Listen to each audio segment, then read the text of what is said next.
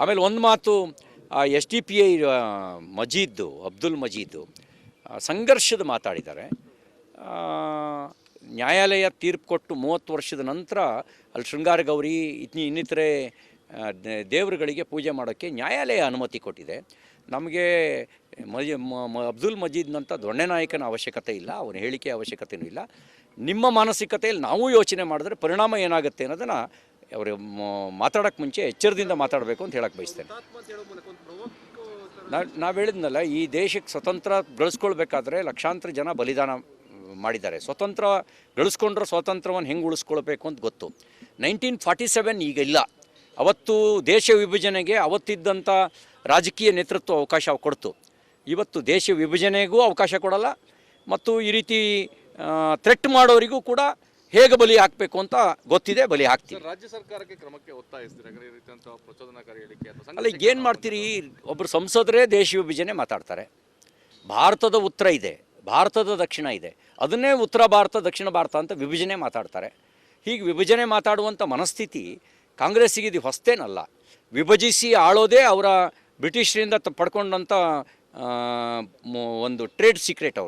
ಅವರು ಬ್ರಿಟಿಷರು ಕಾಂಗ್ರೆಸ್ನವರಿಗೆ ಅಧಿಕಾರ ಕೊಟ್ಟು ಹೋಗಬೇಕಾದ್ರೆ, ನೀನು ಆಳಬೇಕಾದ್ರೆ ಏನು ಮಾಡಬೇಕು ಅಂತ ಬಹುಶಃ ಜವಾಹರ್ಲಾಲ್ ನೆಹರು ಅವ್ರ ಕಿವಿಗೆ ಹೇಳಿದ್ದನ್ನು ಇವರಿಗೆ ಪಾಲಿಸ್ಕೊಂಡು ಬಂದಿದ್ದಾರೆ. ವಿಭಜಿಸಿ ಆಳು, ಭಾಷೆಯ ಹೆಸರಿನಲ್ಲಿ ವಿಭಜಿಸು, ಪ್ರಾದೇಶಿಕತೆ ಹೆಸರಿನಲ್ಲಿ ವಿಭಜಿಸು, ಜಾತಿ ಹೆಸರಿನಲ್ಲಿ ವಿಭಜನೆ ಮಾಡು, ಅದೇ ತಾನೇ ಅವ್ರ ತಂತ್ರ.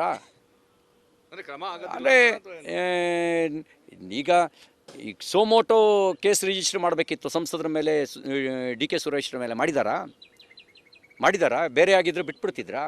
ಈಶ್ವರಪ್ಪನವರು ವಿಭಜನೆಯ ಮಾತಾಡೋವಂಥವ್ರನ್ನ, ವಿಭಜಿಸುವ ಮನಸ್ಥಿತಿಯವ್ರನ್ನ ಗುಂಡಿಟ್ಟು ಕೊಲ್ಲುವ ಕಾನೂನು ತರಬೇಕು ಅಂತ ಹೇಳಿದ್ರು. ಅವ್ರ ವಿರುದ್ಧ ಕೇಸ್ ರಿಜಿಸ್ಟರ್ ಮಾಡ್ತಾರೆ. ವಿಭಜಿಸಬೇಕು ಅಂತ ಹೇಳಿದವ್ರ ಮೇಲೆ ಕೇಸ್ ರಿಜಿಸ್ಟರ್ ಮಾಡಿದಾರಾ? ಅವ್ರು ಹೇಳಿದ ಕಾನೂನು ತರಬೇಕು ಅಂತ ಹೇಳಿದ್ದಾರೆ. ಇದು ಫ್ರೀಡಮ್ ಆಫ್ ಸ್ಪೀಚ್ ಇದೆ, ಅವ್ರ ಡಿಮಾಂಡ್ ಅದು. ಕಾನೂನು ತರಬೇಕು ದೇಶದ್ರೋಹಿಗಳಿಗೆ ಮೇಲೆ ಅಂಥೇಳಿ. ದೇಶದ್ರೋಹಿದ ಚಟುವಟಿಕೆ ನಡೆಸೋರಿಗೆ ಸನ್ಮಾನ ಮಾಡಿ ಅಂತ ಹೇಳಕ್ಕೆ ಬರುತ್ತಾ? ಅಥವಾ ಅವರಿಗೆ ಪದ್ಮ ಪುರಸ್ಕಾರ ಕೊಡಿ ಅಂತ ಹೇಳಕ್ಕೆ ಬರುತ್ತಾ?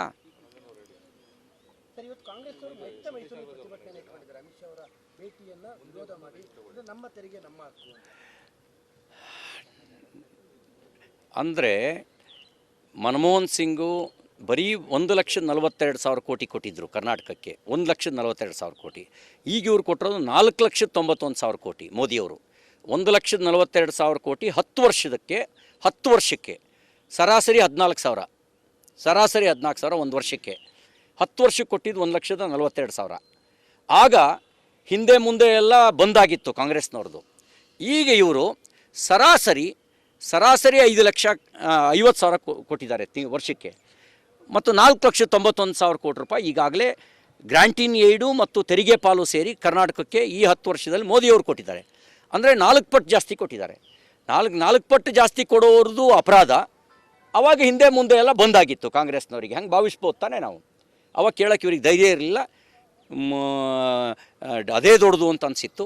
ಈಗ ಜಾಸ್ತಿ ಕೊಟ್ಟಿದ್ದಾರೆ, ಅದು ಹಂಗಾಗಿ ಮೋದಿಯವ್ರದ್ದು ಅಪರಾಧ. ಅದೇ ತಾನೇ ಇವ್ರು ಹೇಳ್ತಾ ಇರೋದು. ಅಂದರೆ ಇದೇ ಮಾತನ್ನು ಬೆಂಗಳೂರಿನವ್ರು ಕೇಳಿದ್ರೆ ಏನು ಹೇಳ್ತಾರೆ? ನನ್ನ ತೆರಿಗೆ ನನ್ನ ಹಕ್ಕು ಅಂತ. ಯಾರೋ ಹುಡುಗರ ಸಂಘದವರು ಒಂದು ಮನವಿ ಕೊಟ್ಟಿದ್ದಾರೆ, ನಾವು ಮದ್ಯ ಕುಡಿಯೋರು ಹೆಚ್ಚು ತೆರಿಗೆ ಕೊಡ್ತೀವಿ, ಅದು ನನ್ನ ಹಕ್ಕು ಅಂತ ಕೊಟ್ಟಿದ್ದಾರೆ. ಎಲ್ಲದಕ್ಕೂ ಅಪ್ಲೈ ಆಗುತ್ತಾ ಇದು? ಬೆಂಗಳೂರಿನವ್ರ ಬೆಂಗಳೂರಿನವರಿಗೆ ತೆರಿಗೆದಾರರು 2.5% ಇದ್ದಾರೆ. ಅವರು ನನ್ನ ತೆರಿಗೆ ನನ್ನ ಹಕ್ಕು ಅಂತಂದರೆ ಬಡವರಿಗೆ ಏನು ಕೊಡ್ತಾರೆ? ಇವರು ಏನು ಕೊಡ್ತಾರೆ? ಹಾಗಾಗಿ ಇದು ನಮ್ಮ ದೇಶವೇ ಒಂದಾಗಿ ಯೋಚನೆ ಮಾಡಬೇಕಾಗಿರೋ ಸಂಗತಿ ಅನ್ನೋದನ್ನು ಪ್ರಧಾನಮಂತ್ರಿಗಳು ಲೋಕಸಭೆಯಲ್ಲಿ ಅಂಗಾಂಗ ಭಾವದ ಉದಾಹರಣೆ ಕೊಟ್ಟು ಹೇಳಿದ್ದಾರೆ.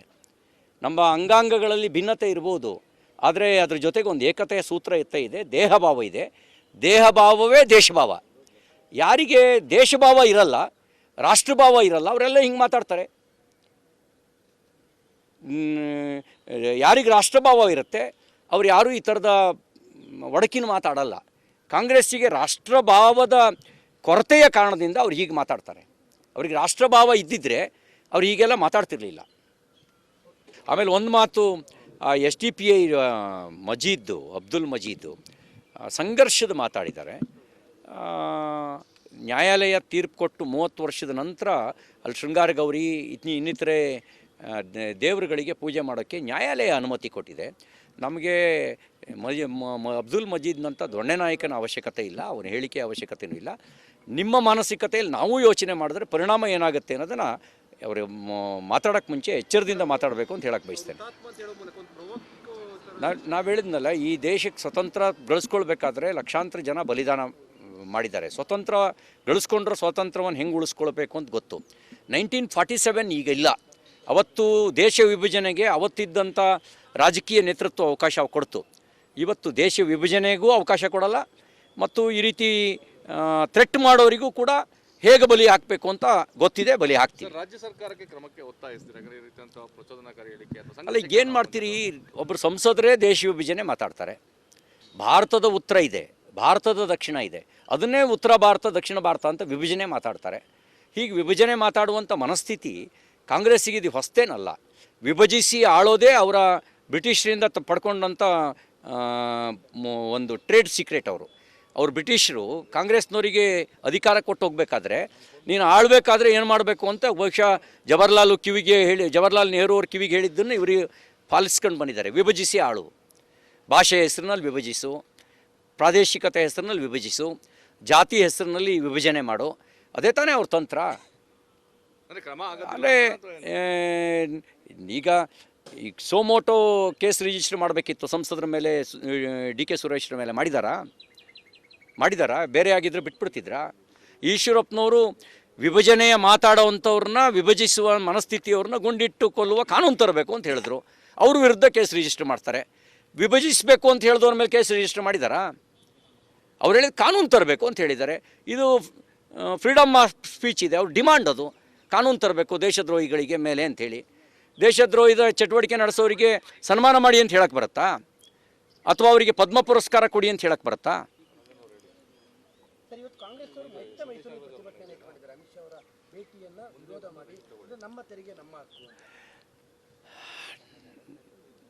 ಅಂದರೆ ಮನಮೋಹನ್ ಸಿಂಗು ಬರೀ 1,42,000 ಕೋಟಿ ಕೊಟ್ಟಿದ್ದರು ಕರ್ನಾಟಕಕ್ಕೆ. 1,42,000 ಕೋಟಿ. ಈಗ ಇವ್ರು ಕೊಟ್ಟಿರೋದು 4,91,000 ಕೋಟಿ ಮೋದಿಯವರು. 1,42,000 ಕೋಟಿ 10 ವರ್ಷಕ್ಕೆ ಸರಾಸರಿ 14,000. ಸರಾಸರಿ 14,000 ಒಂದು ವರ್ಷಕ್ಕೆ. 10 ವರ್ಷಕ್ಕೆ ಕೊಟ್ಟಿದ್ದು 1,42,000. ಆಗ ಹಿಂದೆ ಮುಂದೆ ಎಲ್ಲ ಬಂದಾಗಿತ್ತು ಕಾಂಗ್ರೆಸ್ನವ್ರದ್ದು. ಈಗ ಇವರು ಸರಾಸರಿ 5,50,000 ಕೊಟ್ಟಿದ್ದಾರೆ ವರ್ಷಕ್ಕೆ. ಮತ್ತು 4,91,000 ಕೋಟಿ ರೂಪಾಯಿ ಈಗಾಗಲೇ ಗ್ರಾಂಟಿನ್ ಏಯ್ಡು ಮತ್ತು ತೆರಿಗೆ ಪಾಲು ಸೇರಿ ಕರ್ನಾಟಕಕ್ಕೆ ಈ 10 ವರ್ಷದಲ್ಲಿ ಮೋದಿಯವರು ಕೊಟ್ಟಿದ್ದಾರೆ. ಅಂದರೆ 4 ಪಟ್ಟು ಜಾಸ್ತಿ ಕೊಟ್ಟಿದ್ದಾರೆ. 4 ಪಟ್ಟು ಜಾಸ್ತಿ ಕೊಡೋರದು ಅಪರಾಧ. ಆವಾಗ ಹಿಂದೆ ಮುಂದೆ ಎಲ್ಲ ಬಂದಾಗಿತ್ತು ಕಾಂಗ್ರೆಸ್ನವರಿಗೆ. ಹಂಗೆ ಭಾವಿಸ್ಬೋದು ತಾನೇ ನಾವು. ಅವಾಗ ಕೇಳೋಕ್ಕೆ ಇವ್ರಿಗೆ ಧೈರ್ಯ ಇರಲಿಲ್ಲ, ಅದೇ ದೊಡ್ಡದು ಅಂತ ಅನಿಸಿತ್ತು. ಈಗ ಜಾಸ್ತಿ ಕೊಟ್ಟಿದ್ದಾರೆ, ಅದು ಹಂಗಾಗಿ ಮೋದಿಯವ್ರದ್ದು ಅಪರಾಧ. ಅದೇ ತಾನೇ ಇವ್ರು ಹೇಳ್ತಾ ಇರೋದು. ಅಂದರೆ ಇದೇ ಮಾತನ್ನು ಬೆಂಗಳೂರಿನವ್ರು ಕೇಳಿದ್ರೆ ಏನು ಹೇಳ್ತಾರೆ? ನನ್ನ ತೆರಿಗೆ ನನ್ನ ಹಕ್ಕು ಅಂತ. ಯಾರೋ ಹುಡುಗರ ಸಂಘದವರು ಒಂದು ಮನವಿ ಕೊಟ್ಟಿದ್ದಾರೆ, ನಾವು ಮದ್ಯ ಕುಡಿಯೋರು ಹೆಚ್ಚು ತೆರಿಗೆ ಕೊಡ್ತೀವಿ, ಅದು ನನ್ನ ಹಕ್ಕು ಅಂತ ಕೊಟ್ಟಿದ್ದಾರೆ. ಎಲ್ಲದಕ್ಕೂ ಅಪ್ಲೈ ಆಗುತ್ತಾ ಇದು?